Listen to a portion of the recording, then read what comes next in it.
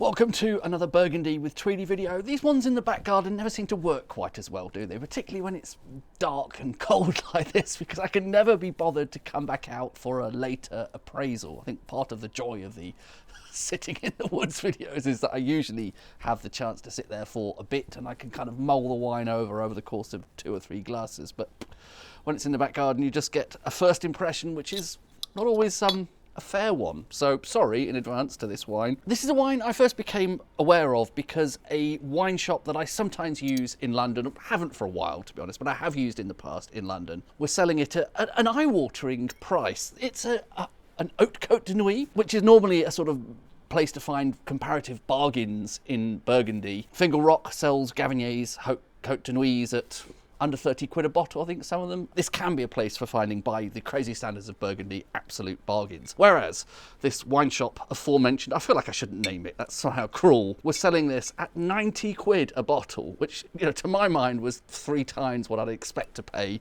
for Bourgogne Hautes Cotes de Nuits. Of course, there is absolutely no reason why all producers should sell it at the same price that Gavignier happened to, but Gavignier's Hautes Cotes de Nuits, I think, is very, very good.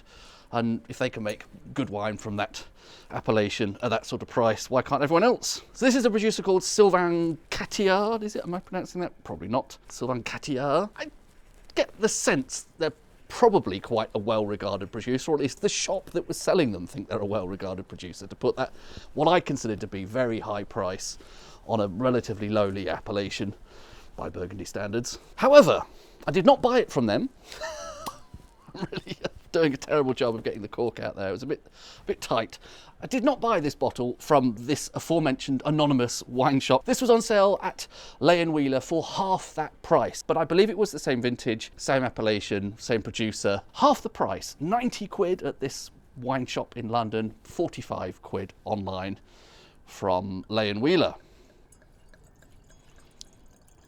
So it's a wine I would have continued to turn my nose up at had I had to pay the original price, well, the price this particular shop was charging, because I have this notion of what I think is a reasonable price for Hautes Cotes de Nuits.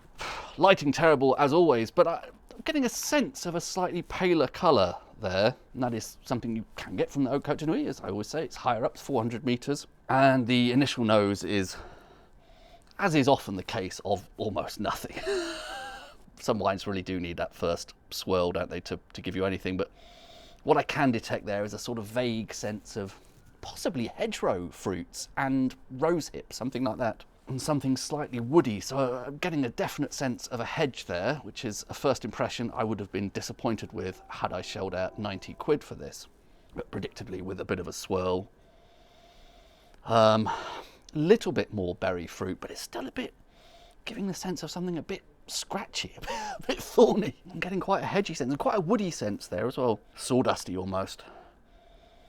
From that, perhaps this is going to need quite a while to wake up, so this quick evaluation it's going to get here from the first glass is maybe unfair. Some sort of berry fruit there, but it's not very well pronounced, even with a lot of swirling there.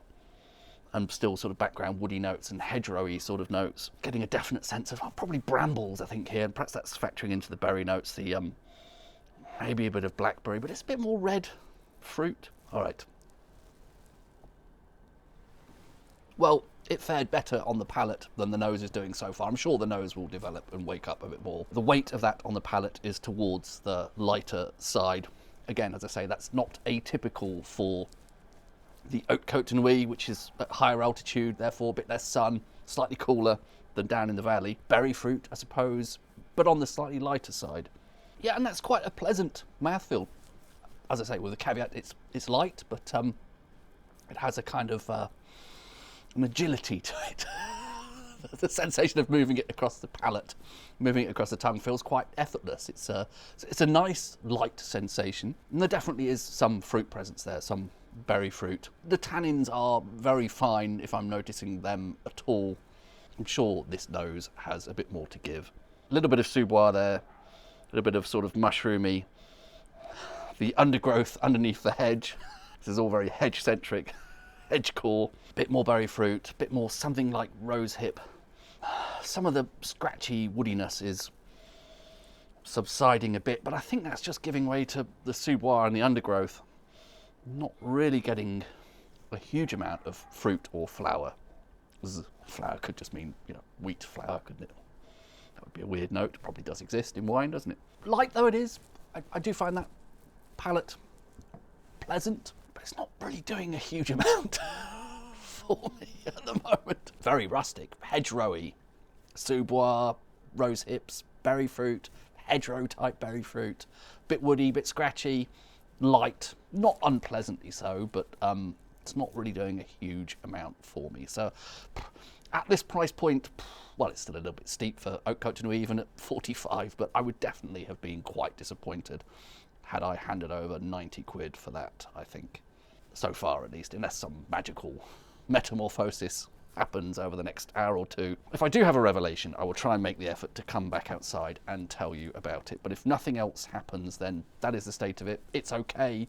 It really doesn't deserve to be at that price point in that shop. That's all I can be bothered to say for now. Cheers.